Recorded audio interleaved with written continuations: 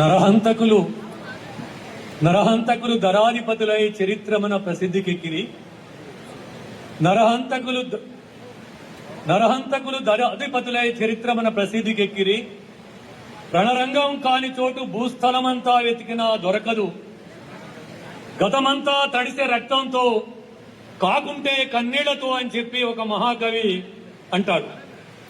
నరహంతకులైనటువంటి America సామ్రాజ్యవాదం, దానితోని పెంచి పోషించబడుతున్నటువంటి దురహంకారి అయినటువంటి Israel సామ్రాజ్యవాదం ఇవాళ ఇరాన్ మీద నెల రోజులకు పైగా చేస్తున్నటువంటి అమానుషమైనటువంటి కాండ ప్రపంచ మానవాళికే వ్యతిరేకమైందనేటువంటిది సిపిఐఎంఎల్ మాసులైన పార్టీగా, ఈ పీస్ కమిటీగా, యుద్ధ వ్యతిరేక కమిటీగా మనందరం భావిస్తా ఉన్నాం. ఈ యుద్ధం ఎందుకు చేస్తా ఉన్నారు?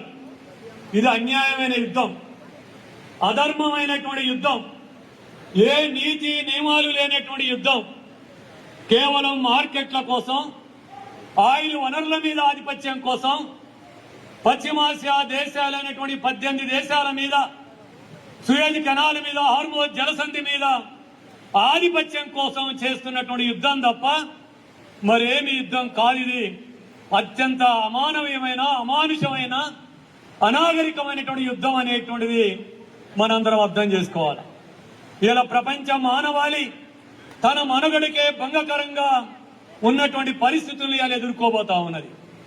ఇలా ఇరాన్ అనేటువంటి దేశం, పర్షియా దేశం, 7,000 సంవత్సరాలకు పైగా చరిత్ర ఉన్నటువంటి దేశం, మెసొపొటేమియా నాగరికత విలసిల్లిన దేశం. ఇరాన్ హైదరాబాద్